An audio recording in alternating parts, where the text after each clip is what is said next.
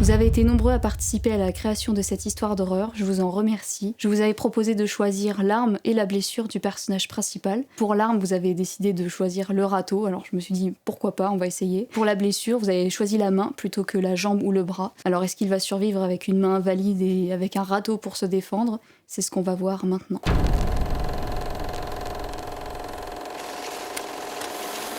J'ouvre lentement les yeux. Il fait sombre et humide. Depuis combien de temps je me suis évanouie? Je suis entourée d'un mur de terre, et en levant les yeux, je peux voir la lune. C'est comme si je la regardais dans une lentille de télescope.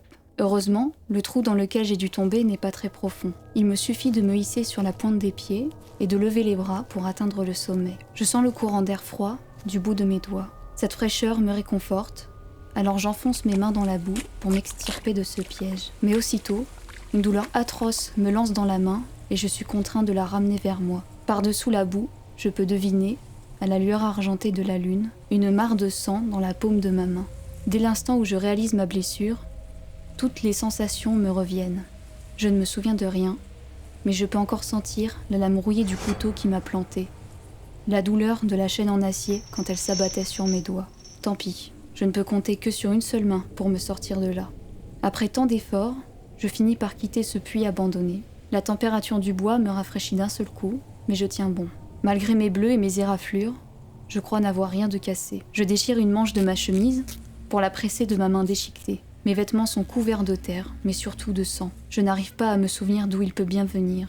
À l'exception de cette main, je n'ai aucune autre blessure grave. Je ne sais même pas comment j'ai pu me retrouver dans cette situation. C'est à peine si je reconnais l'endroit où je me trouve. J'observe le bois qui m'entoure, mais je ne perçois rien d'autre que le bruit de la vie nocturne. J'erre sans but précis, à la recherche peut-être d'un signe de vie humaine. Tout à coup, un éclair blanc déchire le ciel, plus rapide qu'une étoile filante. Le silence tombe, avant d'être brisé par le coup de tonnerre qui fait gronder tout le bois.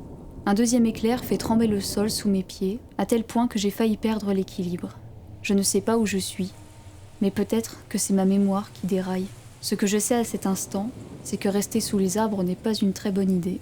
L'orage continue de gronder, et moi, j'avance dans l'obscurité quasi totale. La lune ne peut plus me guider, mais elle est engloutie par d'immenses nuages gris qui couvrent le ciel.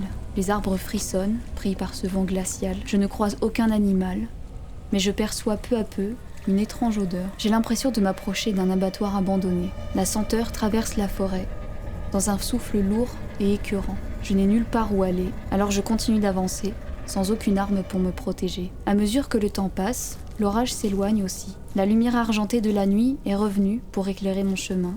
Les feuilles mortes forment des tourbillons ici et là. De temps à autre, ma main exige d'être soignée, et je ne peux que me tordre de douleur. Soudain, j'aperçois une immense grange, entourée de ballots de paille et de divers outils d'agriculture. Les murs en tôle n'ont pas de fenêtres. La seule issue semble être l'entrée principale, une double porte en bois, entr'ouverte. De là, je peux deviner un intérieur éclairé par des bougies. Je n'ose pas m'en approcher tout de suite. Je préfère observer le lieu de loin, bien caché derrière les buissons. L'odeur est de plus en plus forte, comme si quelque chose avait pourri à l'intérieur. J'aurais préféré faire demi-tour, trouver un autre chemin pour quitter cette forêt, mais c'est plus fort que moi. Peut-être qu'il y a quelqu'un pour me guider tout près d'ici. Peut-être même qu'on pourra me dire où je suis. Je m'approche davantage, tout en restant discret. Après tout, ça peut être n'importe qui de l'autre côté de la porte. J'avance avec prudence, sans quitter la grange des yeux. Plus je me rapproche de l'entrée, plus j'entends des grognements, des murmures. Il y aurait tout un groupe à l'intérieur. Je dois redoubler de prudence. Je parviens facilement jusqu'à la porte et colle mon œil à la fente pour voir le mieux possible ce qu'il se passe à l'intérieur. En premier lieu, je ne vois que des râteaux suspendus et des tonneaux brisés. Ce n'est pas suffisant, je dois m'appuyer davantage pour en voir plus. Fatalement, il arrive ce que j'aurais dû prévoir. La porte s'ouvre légèrement sous mon poids. Le grincement a été très bref, mais ça a suffi pour alerter les occupants de la grange. Les murmures cessent, comme s'ils craignaient d'être espionnés. Par réflexe, je m'écarte aussitôt, faisant face à la porte qui, dans son élan, continue de s'ouvrir lentement. Peu à peu, je découvre le sol plein de terre et de paille, les clôtures rouillées des enclos vides, une échelle permettant de se hisser jusqu'au sommet, un vieux tracteur qui n'a pas dû bouger depuis des années. Et enfin, je découvre les occupants. Tous sont tournés vers moi. Leur tête repose sur une épaule, tandis qu'ils s'avancent d'une démarche squelettique dans ma direction. Je remarque aussitôt qu'aucun d'eux n'a encore ses yeux. Ce ne sont que des cavités noires, qui me dévisage. Les murmures se sont changés en souffles rauques, leurs vêtements sont complètement déchirés et leur peau est bleue. Ils accélèrent le pas, ils viennent à moi comme une tribu s'empare de leur proie. Je ne perds pas plus de temps à les observer. Je profite du peu d'avance que j'ai sur eux pour m'introduire dans la grange, prendre le premier râteau de ma main valide et sortir en vitesse. J'ai naïvement pensé que puisqu'ils sont tous aveugles, ils seraient très lents et faciles à semer. J'ai été très surpris quand je les ai entendus courir et hurler derrière moi. Je n'ose pas me retourner parce que j'ai peur d'affronter à nouveau leur silhouette et leur visage. En longeant le mur de la grange, j'entends ceux qui sont encore à l'intérieur. Ils se jettent contre le mur comme des chiens enragés. Ils hurlent des mots qui ne veulent rien dire. Sous le choc, mes jambes ramollissent, mais je refuse de tomber. Je ne sais pas ce qui a bien pu se passer ici, mais il est hors de question que ça se termine comme ça. Je finis par m'éloigner de la grange, seule avec un râteau pour me défendre. Je continue de courir, pénétrant à nouveau dans la forêt. J'ai beau aller le plus vite possible, la distance qui nous sépare se réduit à petit feu. J'ai l'impression qu'ils hurlent à mes oreilles.